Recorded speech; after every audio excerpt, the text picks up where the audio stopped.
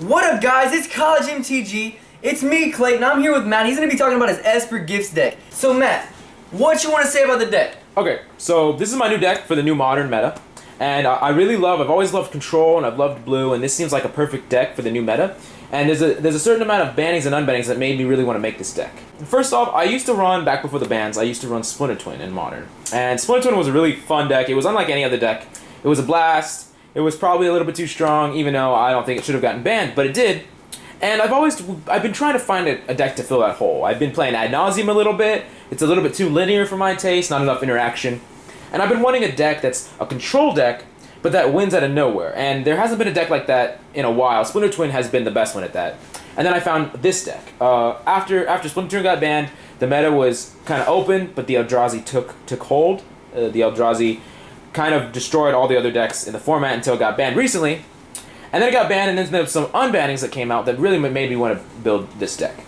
So, what unbannings really pushed you to make this deck? Okay, so the two cards that were unbanned were Sword of the Meek and the Ancestral Visions. So this deck doesn't really want Ancestral Visions. I don't really need card advantage. I have Gifts Ungiven for that kind of card advantage. But with those unbannings, Sword of the Meek is a very powerful card in this kind of deck because Sword of the Meek is a combo with Thopter Foundry that you can go tutor up with Gifts Ungiven. And also, with those cards unbanned, it can help slow down the format, and a slower format really helps for decks like this. Control decks are better when the format gets more grindy.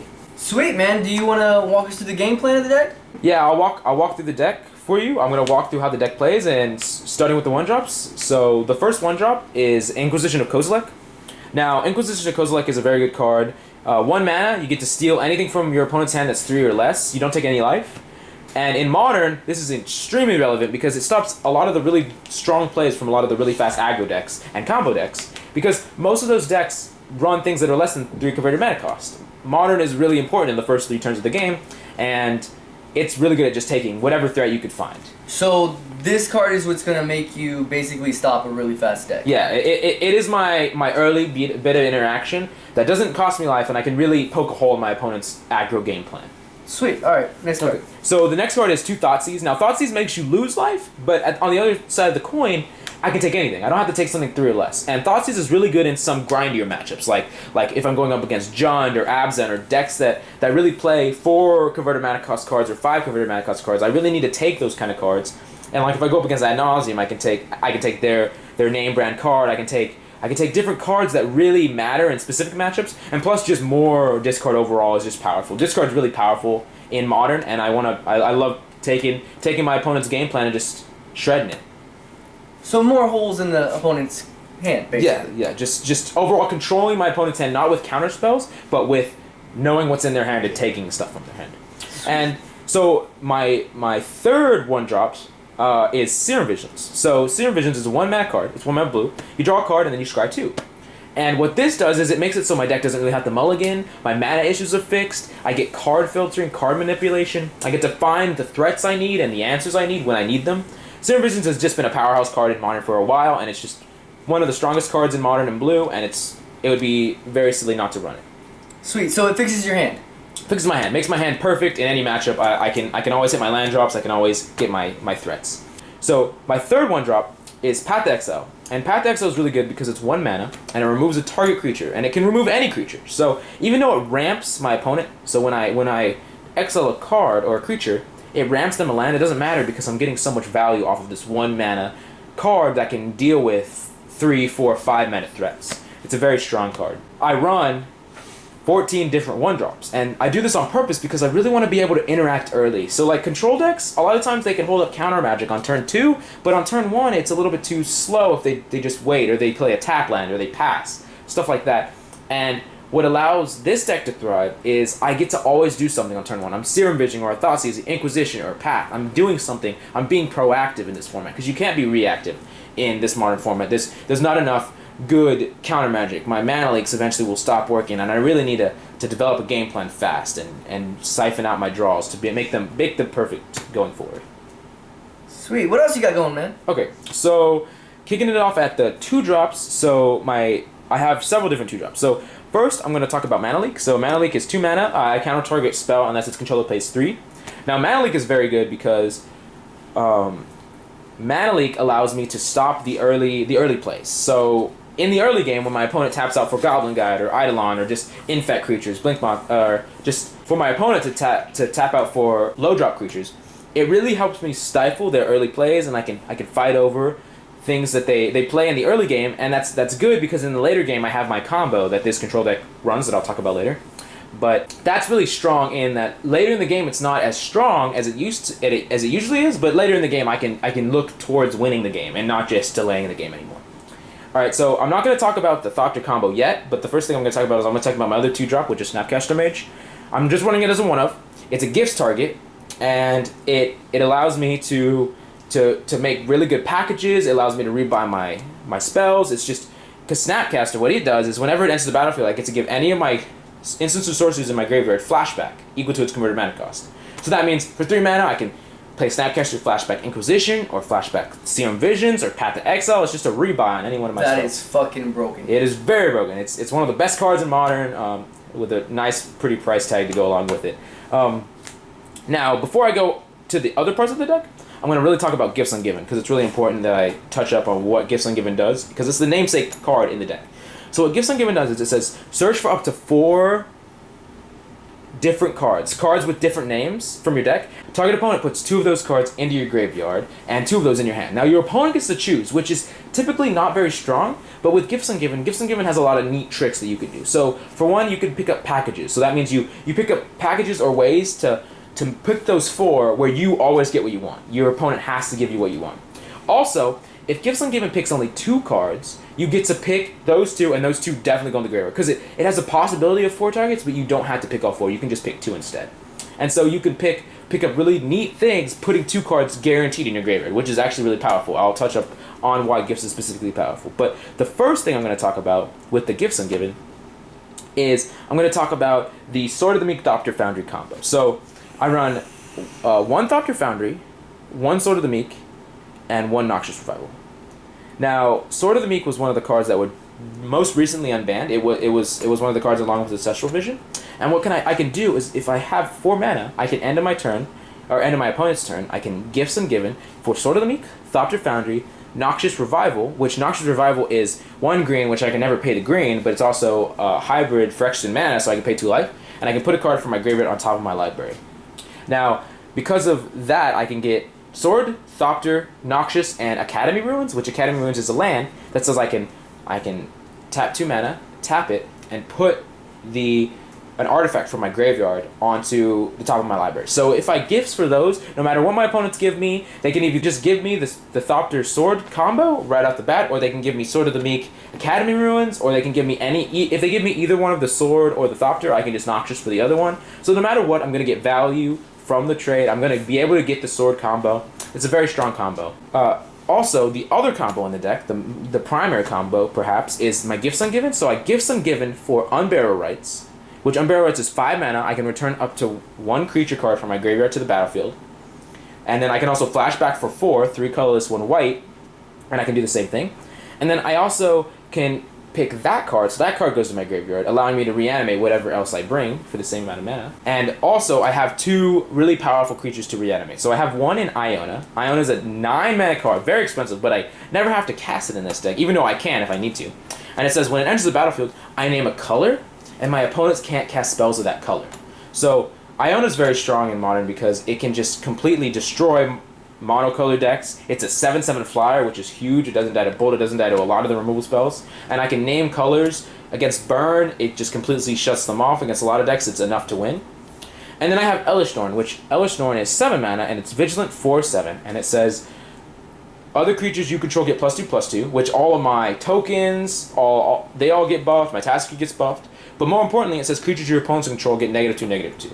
Now what this does is this completely shuts off any kind of creature-based strategy. It destroys Infect, all their creatures die. It stops any aggro zoo strategies. It's just a very good card that really controls the board. And those are my 2 bullets that when I gifts for Unburial Rites in one of those, the next turn I just get to untap, and I get to tap 4 lands. Even if I don't draw a land, I get to tap 4 and Unburial Rites, and I can bring back either of those onto the battlefield.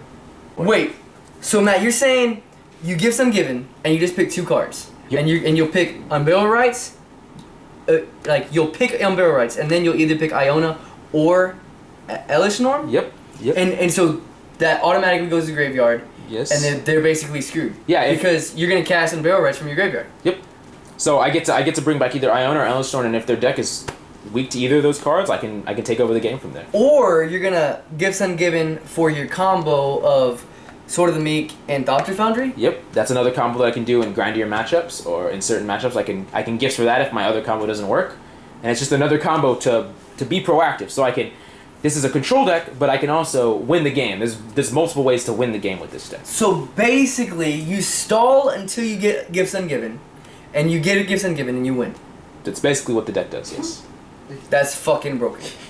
It's a very good deck, and it's also a 1-card combo deck. So it's multiple cards to combo, but it's 1 card finds all those cards. So literally, I need a hand. My opening hand just needs to be like Inquisition, Thoughtseize, maybe a little bit of removal, and then Gifts Ungiven and lands. And if I get to my 4th land, I can cast Gifts Ungiven and win. Fucking broken. And okay, so I'm gonna go over the last few cards of the deck. So I have a 1 of Slaughter Pact, which is a 0-mana removal spell.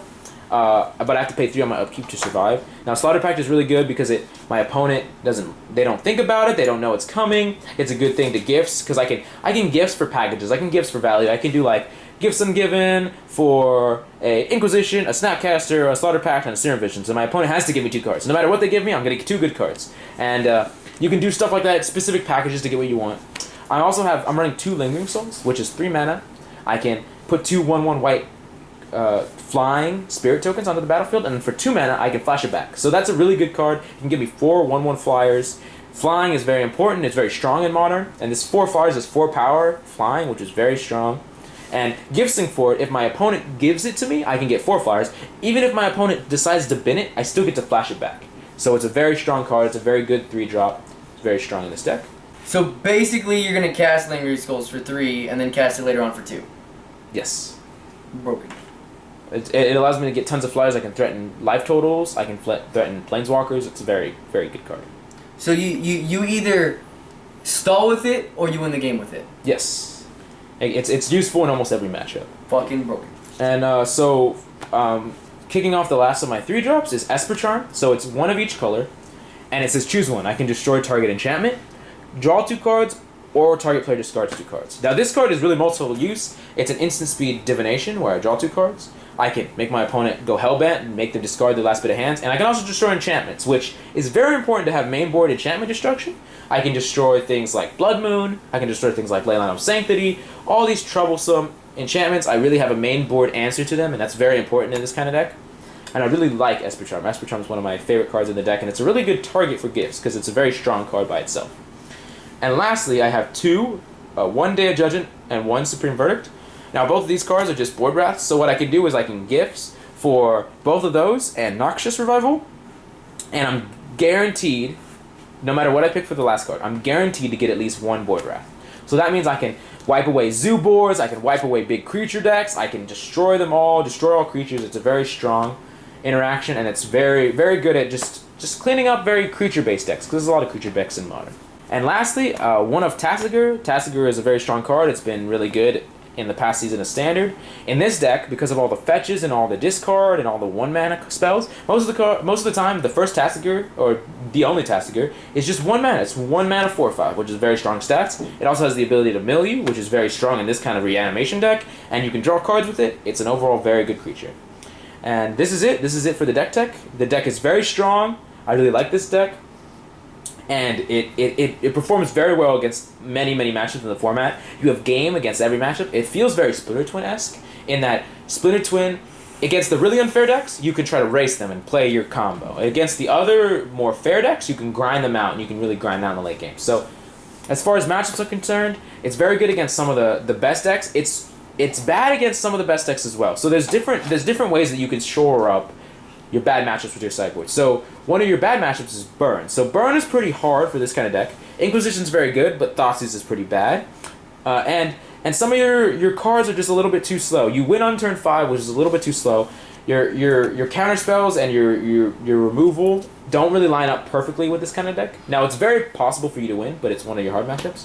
Now your good matchups, you can beat matchups like Jund and all these fair matchups like you can beat all these Obs and Company decks with your board wrath, and you have so many different tools in your deck it's really easy for you to find the answers you need to beat decks. And matchups like Infect are very easy for this kind of deck. You get to take their threats, and matches like any kind of combo deck are very good because you have all this discard and these counter spells, and it's just very hard for decks that are trying to play combo or decks that are trying to play fair Magic. They're really hard for them to beat you. It's very hard for them to beat you. And so I feel like this deck is very good going forward, and it's going to get even better as time goes on, as we figure out the right tools and the right mix-ups of cards. There is some different ways you can build this deck. Some people think that you should run Jace Fringe Prodigy in this deck. There's other people that maybe think you should max out on Sword and run more of the artifact theme and run different kinds of draw spells and stuff like that, like Thirst for Knowledge. But this is the build I've settled on, and I really like this build. I've been testing it, and it's doing very, very well, and I hope you will try it at your home. So, you were talking about running 4 swords instead, or the other people run 4 swords instead. What would be the benefit to running 4 instead? Just draw it better? So yeah, what you can do is you can make this deck more of a Thopter Sword deck. So this deck is mainly a toolbox deck. It can do different things against different decks. But what that allows you to do is that allows you to get the Thopter Sword Foundry combo very, very often and consistently. And you get to run stuff like Thirst for Knowledge, which lets you draw 3 cards and discard an artifact. So you can put it in your graveyard, and you get very consistent Thopter Sword Foundry combo. Now, while that's strong, I really don't like that because it's weaker against specific kind of artifact hate. It's very linear, and even though that linearness is strong, I really like this deck because it has so many different options. So those decks don't run 4 Gifts Ungiven? Well, they do run 3 Gifts Ungiven. They run 3? Yeah. So basically, this deck is more versatile than those decks? It has more gameplay, yes. There's different lines of play. It's not as specifically targeting like a specific strategy. It's more like open. Like this deck is definitely a less consistent, but it's much stronger. Like it has a higher power level, but a less consistency. Now the sideboard is going to be very different depending on your metagame. So like your individual metagame, what meta you're taking this to, whether it's a GP or whether it's your local FNM, your sideboard is going to be very, very different for a deck like this. Now, there are different cards that you can specifically bring in, like cards that can counteract burn. And those cards exist of stuff like Disenchant, you want to deal with enchantments, because enchantments can be a problem. Stuff like Rest in Peace and Leyline of Sanctity, 2 things that can really stop you from using your gifts packages correctly. Also, cards like Leyline of Sanctity that you play can really stop cards that are trying to attack your hand, or cards like Burn that really want to target you. And there are many other different cards like Hurgle's Recall and different specific cards that you can bring in, but these cards are different depending on your metagame and how you specifically make the main deck. So I'm not going to show you my specific sideboard, but the sideboard that you choose for this deck is going to be vastly different from the sideboard I would choose depending on where I play. And my sideboard is going to change week to week depending on what matchups I expect to see. So when thinking about what to do with your sideboard, think about what matchups you expect to see, what matchups you think you have a hard time against with the main board, and what you specifically need to combat those matchups. So what Matt are you saying is meta's going to be different wherever you play? Exactly. Alright, sweet. Alright, this is my sideboard for my Esper Gifts control deck. This is not your sideboard, Matt. God damn it. Okay. God damn it, dude. Oh, I get you. Alright, so this is your land base, Matt, right? Yes, this is my land base. So, my land base is pretty simple. I'm running Flooded Strands, playsets of Flooded Strands, and Pluto Deltas. And something interesting that you need to note about my mana base is I have neglected to include any man lands. So, there are 2 very powerful man lands in my colors, Celestial Colonnade and Dark Slick fuck. God damn it, I'm fucking firing a blank. Man, it's okay. Well, what color is it? It's okay. Blue-black. God damn it, dude. It's bothering me. Google blue-black man. I'm gonna remember it right when you think. Wait, when you search it. Searching Google for blue-black man land. Creeping Tar Pit? Fuck yeah. Okay. Now they both have their strengths and weaknesses, and in this deck I would probably run Creeping Tar Pit if I wanted to run that kind of land. But the problem is my deck runs 14 1-drops, and in order to encompass 14 1-drops, I want every single one of my lands in the early turns to come in untapped. And so instead of running those, I run in Dark Slick Shores and Seachrome Coast because I really want my mana base to come in untapped for my 14 1-drops to play on turn 1, and not so much trying to grind out. So like those cards are really good at attacking people and grinding them out, and I don't really need that kind of thing because I have my combo. Now, there is something to be said about putting them in the deck, and I could maybe spare a few spots in the deck for them, but as of right now, I think that this mana base is the right mana base to have. Plus, I run 6 basic lands, and I do this for multiple reasons. I want my basic lands to make me stronger against Blood Moon, make me good against Path. I want to be able to have my basic lands and fetch for them so I don't take as much damage when I fetch for my cards that I need. Alright, for my last bit of lands, my 3 utility lands, that's Ghost Quarter, Teleria West, and Academy Ruins. Now, Academy Ruins allows me to put artifacts from my graveyard to the top of my library. So this is really good again when I'm trying to do the Thopter Sword combo.